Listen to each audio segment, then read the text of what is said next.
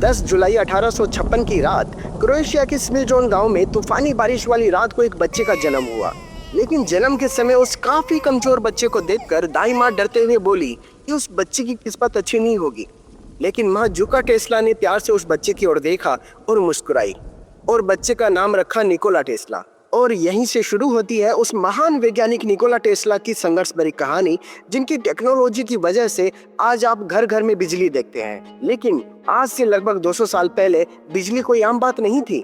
बिना बिजली के उस समय दुनिया काफी पिछड़ी थी। 5 भाई बहनों में से निकोला टेस्ला सबसे छोटे थे और बचपन से ही निकोला टेस्ला ने अपनी माँ से बहुत कुछ सीखा। उनकी माँ जुका भले ही ज्यादा पढ़ी लिखी नहीं थी, पर घर के काम, सिलाई बुनाई के अलावा वो घरेलू काम में मदद के लिए छोटे छोटे औजार खुद बना लेती थी। उन्हीं को देखकर सब बच्चे खुद से बहुत कुछ बनाने की कोशिश करते थे। निकोला टेस्ला अपने बड़े भाई डेनियल से काफी कुछ सीखते थे। लेकिन एक दिन घुड़सवारी के दौरान अचानक निकोला टेस्ला को देखकर घोड़ा बिदक गया और डेनियल को घोड़े से गिरने की वजह से चोट इतनी गहरी लगी कि डेनियल की मौत हो गई। उस दिन के बाद से टेस्ला खुद को दोष देते थे कि अगर वो घोड़े के सामने नहीं आते तो शायद उनका भाई बच जाता। खैर, जीवन है, ये तो सब लगा ही रहता है। छोटे निकोला का बचपन आम बच्चों की ही तरह खेलते कूदते बीता। लेकिन ये जानने की चाहत में कि चीजें कैसे काम करती हैं, वो कभी अपने दादाजी की घड़ी खोल लेते या फिर खेत में पड़ी मशीनों को समझने की कोशिश करते। लोगों की मदद के लिए वो कुछ ना कुछ तो बनाना चाहते थे और इसीलिए वो खूब पढ़ना चाहते थे और इसका भी पूरा इंतजाम था। निकोला के पिता मिल्टन टेस्ला घर के ही सामने बने चर्च में प्रीस्ट थे, इसलिए घर में एक लाइब्रेरी थी जिससे कई किताबें पढ़ना छोटे निकोला को बहुत अच्छा लगता था। निकोला के पिता चाहते थे कि निकोला भी चर्च में प्रीस्ट बने, लेकिन इसके लिए कोई दबाव नहीं था। स्कूलिंग के दौरान निकोला का दिमाग मैथ्स और फिजिक्स में बहुत चलता था, इसलिए निकोला हमेशा से एक इंजीनियर बनना चाहते थे। 1873 में एक बार उनको भयंकर हैजा हो गया। दिन ब दिन हालत इतनी खराब होती जा रही थी कि डॉक्टरों ने उम्मीद छोड़ दी। पिता के तो जैसे घुटने जवाब दे गई। एक दिन मरने जैसी हालत में निकोला ने अपने पिता से कहा, अगर मैं बच गया तो क्या आप मुझे इंजीनियरिंग पढ़ने देंगे? अपने बेटे को बचाने की उम्मीद में उनके पिता ने तुरंत वादा कर लिया और निकोला ठीक हो गए। लेकिन अब निकोला साफ सफाई का पहले से ज्यादा ध्यान रखने लगे और इसी वजह से वो किसी से हाथ नहीं मिलाते थे। 1875 में उनको स्कॉलरशिप भी मिल गई और फिर उन्होंने ऑस्ट्रिया पॉलिटेक्निक से इंजीनियरिंग शुरू कर दी। वो काफी घुलने मिलने वाले छात्र थे। पहले ही साल में उन्होंने टॉप ग्रेड हासिल कर ली और कॉलेज के डीन तक ने उनकी तारीफ के लिए उनके पिता को एक लेटर भेजा जिसमें लिखा था कि निकोला टेस्ला फर्स्ट रैंक लाने वाले स्टार स्टूडेंट हैं। उस समय तक 2 तरह के करंट्स का पता लगा लिया गया था, लेकिन लगभग 50 साल बाद भी लोगों को अल्टरनेटिंग करंट का कोई प्रैक्टिकल यूज समझ ही नहीं आ रहा था। निकोला टेस्ला भी अपने कॉलेज में अखबार और किताबों के जरिए इन सब एक्सपेरिमेंट को पढ़कर ये सब समझने की कोशिश कर रहे थे। माना जाता है कि तेज दिमाग वाले लोग अलग अलग तरीके से रोमांच ढूंढते हैं, लेकिन रोमांच के लिए कई बार लेने के देने भी पड़ जाते हैं। सेकेंड ईयर के दौरान घर वालों पर पैसों का भार ना पड़े, इसलिए उन्होंने जुआ खेलकर पैसा बनाने की सोची और ज्यादा पैसा बनाने के चक्कर में वो जुए की लत का शिकार हो गए और ऐसा करते हुए उन्होंने अपनी कॉलेज की सेकेंड ईयर की स्कॉलरशिप को जुए में लुटा दिया। ये पता लगने के बाद कॉलेज ने उनका स्टाइपेंड रोक दिया। सेकेंड ईयर के कॉलेज की फीस भरने के लिए जब घर से मदद मांगी गई तो उनकी माँ जुका ने उनको पैसों का एक बंडल भेजा और साथ ही प्यार और लताड़ भरा एक नोट भी। घर से मिले पैसों से वो एग्जाम में बैठ पाए और सेकेंड ईयर भी बहुत अच्छे मार्क्स से पास किया। लेकिन थर्ड ईयर में पैसे की तंगी की वजह से उनको कॉलेज ड्रॉप करना पड़ा और इस तरीके से निकोला का इंजीनियर बनने का सपना चकनाचूर हो गया। लेकिन निकोला ने समझदारी दिखाते हुए डिग्री के लिए नहीं बल्कि अपनी समझ बढ़ाने के लिए पढ़ना जारी रखा। 1879 में निकोला के पिता मिल्टन टेस्ला का हार्ट अटैक के चलते देहांत हो गया। 1881 में निकोला हंगरी चले गए, जहां पे उन्होंने telephone company Budapest telephone exchange के लिए नक्शे बनाने की नौकरी से शुरुआत की। लेकिन जल्दी ही कंपनी ने उनकी स्किल्स को देखकर उनका प्रमोशन करके उनको चीफ इलेक्ट्रिकल इंजीनियर बना दिया। उस समय तक एसी और डीसी करंट की खोज हो चुकी थी। 1830 में फेराडे ने इलेक्ट्रोमोटिव फोर्स का पता लगा लिया था और 1832 में हिप्पोलिट पिक्सी ने एक जनरेटर बनाया जो एसी और डीसी दोनों करंट को जनरेट कर सकता था। लेकिन ये तो बस शुरुआती एक्सपेरिमेंट था। अभी भी एसी सिस्टम में काफी इंप्रूवमेंट की जरूरत थी। टेस्ला भी अभी जॉब के साथ रात दिन उस आइडिया पे काम कर रहे थे और उसका रिजल्ट उन्हें मिला फरवरी 1882 में, जब 24 साल की उम्र में एक दिन वो अपने दोस्त के साथ पार्क में टहल रहे थे। एक कविता गुनगुनाते गुनगुनाते उनके दिमाग में एक आइडिया आया। कुछ मिनट के लिए वो जैसे जम से गए थे और एसी मोटर बनाने का वो आइडिया जिस पर वो पता नहीं कितने सालों से काम कर रहे थे, उस एसी मोटर को आज वो अपने दिमाग में ऐसे देख पा रहे थे जैसे वो मशीन उनके ठीक सामने हो। निकोला टेस्ला को इस रहस्य का पता लग गया और जल्दी ही उन्होंने इलेक्ट्रोमैग्नेटिक पावर से चलने वाली इंडक्शन मोटर का पहला रफ मॉडल बना लिया। अपने आइडिया को बड़े लेवल पर ले जाने के लिए वो पहले पेरिस और फिर 1884 में यूनाइटेड स्टेट चले गए, जहां पर थॉमस एडिसन की कंपनी में वो काम करने लगे। थॉमस एडिसन उस समय तेजी से उभरते हुए एक साइंटिस्ट और बिजनेसमैन थे, जिनकी कंपनी में लगभग 100 एक्सपर्ट साइंटिस्ट और इंजीनियर की टीम काम करती थी। जैसे ही कंपनी में नए आविष्कार होते, वो तुरंत उसका पेटेंट करवा लेते और इस तरीके से आज तक थॉमस एडिसन के नाम पर लगभग 1000 से ज्यादा पेटेंट हैं। अमेरिका में शुरुआत में एडिसन के डीसी सिस्टम के जरिए ही बिजली का डिस्ट्रीब्यूशन घर घर तक शुरू किया गया था, लेकिन एक तो ये बहुत ज्यादा कॉस्टली था, दूसरा इस बिजली को जब लंबी दूरी तक पहुंचाया जाता था तो इसका असर दूरी बढ़ने के साथ कम हो जाता था। जबकि इधर निकोला टेस्ला को अपने एक्सपेरिमेंट से ये पता लग गया था कि डीसी सिस्टम के बजाय लंबी दूरी तक बिजली पहुंचाने के लिए एसी सिस्टम ज्यादा अच्छा है। निकोला टेस्ला ने सोचा कि उनके एसी सिस्टम के आइडिया को वो थॉमस एडिसन के साथ शेयर करके टेक्नोलॉजी को तेजी से डेवलप कर सकते हैं, लेकिन हुआ इसका बिल्कुल उल्टा। थॉमस एडिसन एसी से रिलेटेड बहुत सारे आइडियाज पर काम कर चुके थे, लेकिन वो सब के सब फेल हो गए। एडिसन ने निकोला टेस्ला के एसी सिस्टम को इसी वजह से बेकार बताया और साथ में एक और पेशकश की कि अगर वो उनके डीसी मोटर्स को और भी बेहतर बना देंगे तो वो उनको 50,000 अमेरिकी डॉलर देंगे, जो कि उस समय की बहुत बड़ी रकम थी। लेकिन काम पूरा होने के बाद जब निकोला टेस्ला ने 50,000 डॉलर का जिक्र किया तो थॉमस एडिसन ने ये कहकर पैसे देने से इनकार कर दिया कि वो तो मजाक कर रहे थे। ये मजाक निकोला टेस्ला को पसंद नहीं आया और उन्होंने एडिसन की कंपनी से तुरंत रिजाइन कर दिया। अगर हम निकोला टेस्ला की पर्सनैलिटी के बारे में बात करें तो पहली बार मिलने वाले लोगों के लिए वो अक्सर थोड़े से अजीब थे, क्योंकि एक तो वो कम ही लोगों से मिलते थे, दूसरा कि वो ज़्यादातर अकेले रहना पसंद करते थे। टेस्ला की नींद लगातार केवल 2-2.5 घंटों की होती थी, बाकी वो दिन में छोटी छोटी झपकी लेते हुए पूरा करते थे।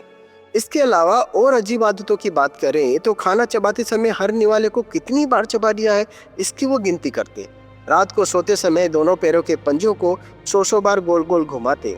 उनके हिसाब से ऐसा करने से उनका दिमाग ज्यादा काम करता था।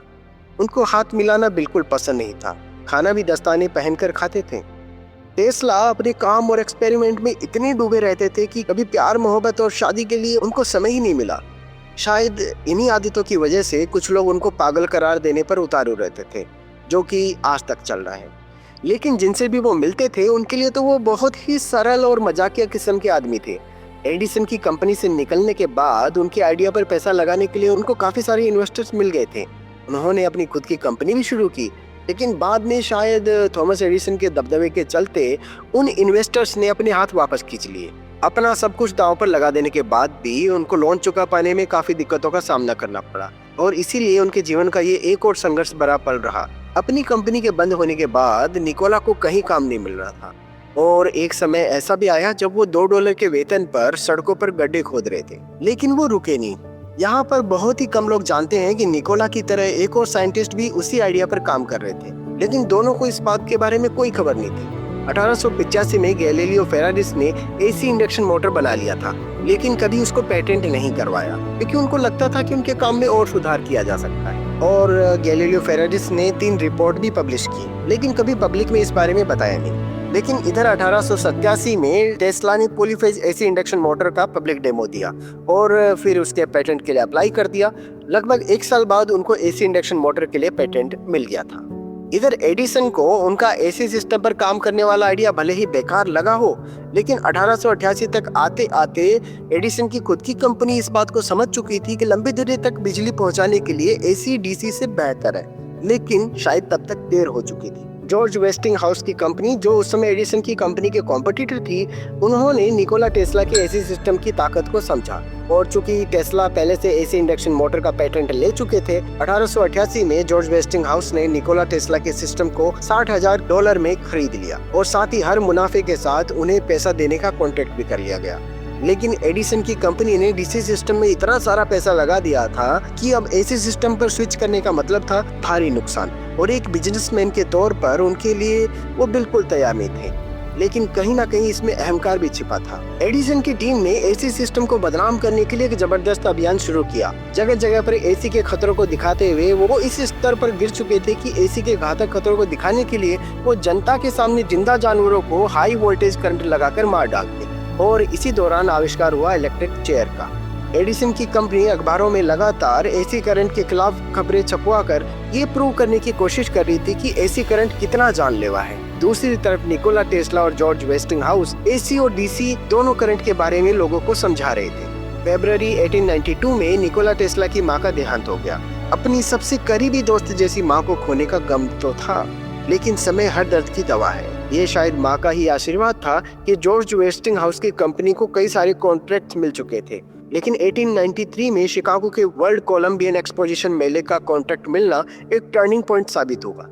पूरे शिकागो शहर में जितनी बिजली खपत होती थी उसका 3 गुना केवल इस अकेले मेले में खर्च होना था। एसी सिस्टम की टेस्टिंग के लिए इससे बढ़िया मौका और कुछ हो ही नहीं सकता था। मेले के उद्घाटन की रात को जैसे ही स्विच दबाया, देखते ही देखते 1.5 लाख से ज्यादा बल्बों की रोशनी ने पूरे मेले को चमका दिया। ना ही कोई झटका, ना ही कोई स्पार्किंग और ना ही कोई खतरा। लोगों को एडिसन के दांव में कोई दम नहीं दिखा। 1896 तक आते आते एडिसन की कंपनी ने भी वेस्टिंगहाउस के साथ में एक दूसरे के एसी मोटर डिजाइन को यूज करने का कॉन्ट्रैक्ट साइन कर लिया था। और इसके बाद जॉर्ज वेस्टिंगहाउस का एक और बड़ा प्रोजेक्ट, जिसमें 1896 में नियाग्रा फॉल्स पर दुनिया का सबसे बड़ा हाइड्रो इलेक्ट्रिक प्लांट लगाया गया। झरनों के बहाव के जोर से बनने वाली बिजली को अपने एसी सिस्टम के जरिए दूर दराज के घरों, कारखानों और शहरों तक पहुंचाया गया। ये ना केवल इंजीनियरिंग का करिश्मा था, बल्कि एक नई युग की शुरुआत का संकेत भी था। 1898 में उन्होंने एक वायरलेस रेडियो कंट्रोलर बोर्ड बनाई, जो आजकल के रिमोट कंट्रोल्ड डिवाइस या ड्रोन बनाने की शुरुआत थी। 1907 के दौरान कई कंपनियों ने वेस्टिंगहाउस पर जो लगातार मुकदमे किए, उनकी वजह से और भयंकर कंपटीशन के कारण वेस्टिंगहाउस दिवालिया होने की स्थिति में पहुंच चुका था। बर्बादी के डर से वेस्टिंगहाउस ने सीधे टेस्ला से रिक्वेस्ट की कि वो रॉयल्टी कॉन्ट्रैक्ट की रकम को थोड़ा कम करे, जिसको निकोला टेस्ला ने मान लिया और उस कॉन्ट्रैक्ट को ही फाड़ दिया, जिसकी वजह से ना केवल उनको उस समय लाखों डॉलर मिल सकते थे, बल्कि आगे चलकर भी मिलने वाले उन अरबों डॉलरों के साथ वो दुनिया के सबसे बड़े अमीर आदमी बन सकते थे। और इसी तरीके से जॉर्ज वेस्टिंगहाउस कंपनी दिवालिया होने से बच गई। इसके बाद निकोला टेस्ला ने एक आविष्कारक और रिसर्चर के रूप में अपना काम जारी रखा। अपने एक और बड़े प्रोजेक्ट के लिए वो दुनिया को वायरलेस तरीके से जोड़कर ना केवल मैसेज बल्कि बिजली को भी बिना तारों के दुनिया के एक कोने से दूसरे कोने तक पहुंचाना चाहते थे। इस प्रोजेक्ट को उन्होंने वार्डन क्लाइव टावर का नाम दिया। टेस्ला को इस प्रोजेक्ट के लिए सबसे पहले फाइनेंसर जेपी मॉर्गन मिले। मॉर्गन ने $1.5 लाख दिए। टेस्ला ऐसी दुनिया बनाना चाहते थे जहां पर कम से कम बिजली के लिए तो किसी को पैसा नहीं देना पड़ता। वार्डन क्लाइव टावर बनना शुरू हो चुका था, लेकिन जब जेपी मॉर्गन को ये पता लगा कि टेस्ला मैसेज भेजने के बजाय मुफ्त में बिजली देने की तकनीक बनाने में ज्यादा इंटरेस्टेड थे, तो उन्होंने आगे पैसे देने से इनकार कर दिया। साथ ही टेस्ला के कुछ शुरुआती एक्सपेरिमेंट भी फेल हो गए थे। प्रोजेक्ट के लिए पैसे जुटाने के दबाव में वो दिन रात काम कर रहे थे, लेकिन तभी उन पर एक और वज्रपात हुआ। 1901 में आविष्कारक मार्कोनी ने अटलांटिक के पार पहला वायरलेस रेडियो सिग्नल भेजने में सफलता हासिल कर ली थी। मार्कोनी का यह प्रयोग सफल रहा, लेकिन मार्कोनी ने टेस्ला से बिना पूछे उनके कुछ शुरुआती पेटेंट एक्सपेरिमेंट का यूज किया था। मार्कोनी के सफल प्रयोग के चलते निवेशकों का ध्यान टेस्ला से हटकर मार्कोनी पर आ गया। इन्वेस्टर्स को मार्कोनी की तकनीक कम खर्चीली लगी। जेपी मॉर्गन ने मार्कोनी के प्रोजेक्ट में पैसा लगा दिया। इधर टेस्ला के पास वार्डन क्लाइव टावर के लिए इन्वेस्टर्स नहीं मिल पाने के कारण अपना सब कुछ लगा देने के बाद भी टेस्ला लगातार कर्जे में डूबते जा रहे थे। इसी वजह से वो डिप्रेशन में चले गए। 1915 तक अफवाह फैल गई कि वो दिवालिया हो चुके हैं। साथ ही फर्स्ट वर्ल्ड वॉर के दौरान ये अफवाह भी फैल गई कि जर्मन लोग वार्डन क्लाइव टावर के जरिए जासूसी कर रहे हैं। और इसी राजनीतिक दबाव के चलते 1917 में वार्डन क्लाइव टावर को उड़ा दिया गया। अपनी आंखों के सामने अपने सपने को खंडर होते देखकर टेस्ला को सदमा पहुंचा और वो अब और भी अकेले पड़ गए। न्यूयॉर्क के एक होटल में अपने दिन वो अकेले में काटने लगे। ये सब झेलने के बाद ना तो उनके पास पैसे बचे थे, ना ही उतनी मानसिक शक्ति कि वो किसी प्रोजेक्ट को आगे बना पाए। वो पूरे तरीके से टूट चुके थे। शायद मानवता का भला सोचते सोचते उनके साथ बुरा क्यों हो रहा है वो समझ नहीं पा रहे थे। अंतिम 20-30 सालों में उन्होंने खुद को लोगों से काफी दूर कर लिया। होटल में अपने कमरे के बाहर डू नॉट डिस्टर्ब का बोर्ड लगा कर रखते थे और कभी कभी पार्क में बैठकर कबूतरों को दाना खिलाया करते थे। एक सफेद कबूतर जिनसे वो अकेलेपन में बातें करते थे, उसने एक दिन निकोला टेस्ला के सामने ही दम तोड़ दिया और उसके कुछ दिन बाद 9 जनवरी को उनके कमरे के सामने डू नॉट डिस्टर्ब वाला बोर्ड नहीं दिखा। वहां पर काम करने वाली उनके कमरे में जब गई तो निकोला टेस्ला के शरीर में कोई हरकत नहीं थी। उनकी मौत तो 2 दिन पहले ही हो चुकी थी। टेस्ला के देहांत के बाद यूएस ऑफिस की एलियन प्रॉपर्टी ने उनके सभी कागज, नोट्स और सामान जब्त कर लिए, लेकिन अभी तक उनके सारे काम रिलीज नहीं किए। उन्हें डर था कि टेस्ला के कुछ सीक्रेट इनोवेशन जैसे डेथ रे दुश्मनों के हाथ न लग जाए। 12 जनवरी 1943 को न्यूयॉर्क में उनका एक बहुत बड़ा अंतिम संस्कार समारोह आयोजित किया गया, जिसमें 2000 से ज्यादा लोग शामिल हुए। महीनों बाद 21 जून 1943 को अमेरिकी सुप्रीम कोर्ट ने मार्कोनी के रेडियो पेटेंट को रद्द कर दिया और रेडियो तकनीक के लिए निकोला टेस्ला के पहले पेटेंटों को सही ठहराया। ये फैसला टेस्ला के लिए मरणोपरांत सम्मान था। उन्होंने दुनिया को Tesla coil, AC motor, polyphase system, wireless energy communication दिया। साथ ही उनकी टेक्नोलॉजी की मदद से radio, X-ray, remote control system को डेवलप किया गया। लेकिन कुछ ऐसे भी प्रोजेक्ट थे जो अधूरे रह गए, जैसे वायरलेस एनर्जी ट्रांसमिशन, डेथ रे और सुपरसोनिक एयरशिप। निकोला टेस्ला उजाले का वो बच्चा था जिसने दुनिया को तो रोशन कर दिया, लेकिन खुद गुमनामी के अंधेरे में खो गया। वो ऐसा साइंटिस्ट था जो हमेशा अपने समय से काफी आगे था। तो निकोला टेस्ला के बारे में जानकर आपको कैसा लगा? अगर आपको उनकी जीवनी पसंद आई तो इस वीडियो को लाइक कर लीजिए और ऐसे ही वीडियोस को देखने के लिए हमारे चैनल को सब्सक्राइब भी कर लीजिए।